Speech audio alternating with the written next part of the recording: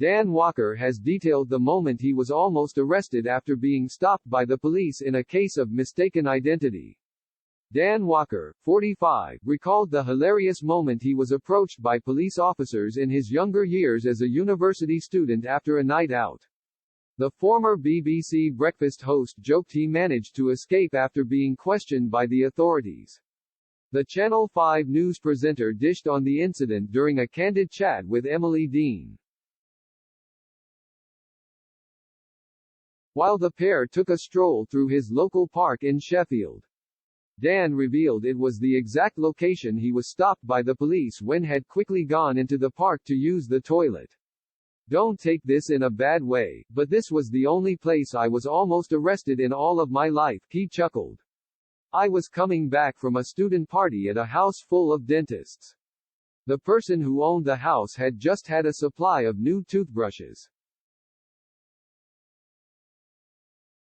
Dan explained he was offered some of the toothbrushes and he took a few, placing them inside his coat pocket, as he admittedly was a poor student at the time. He continued, "I put them in my pocket and I was walking past the park, and there were loads of police cars outside. It's because they were looking for somebody who had committed a robbery and was hiding in the park." The former BBC breakfast presenter explained he had gone into the park and when he had come out there were spotlights everywhere. "They asked me, 'What are you doing?' He recalled, "I am an innocent civilian. Nothing to do with me." While speaking on Emily's podcast, Walking the Dog, he went on, "Then they saw this very large bulky lump in my chest and they said, 'Right, what's that?'" Dan quickly explained he had just come back from a party as the police told him a robbery had just taken place at a pharmacy and the culprit was hiding in the park.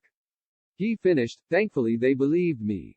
They found the perpetrator on the far side of the park, so I escaped." Following the pair's candid chat, the broadcaster took to Twitter and thanked the podcast host. He tweeted, "Thanks for having me and Winnie Emily. We loved it," as the two walked their own pet dogs during the podcast.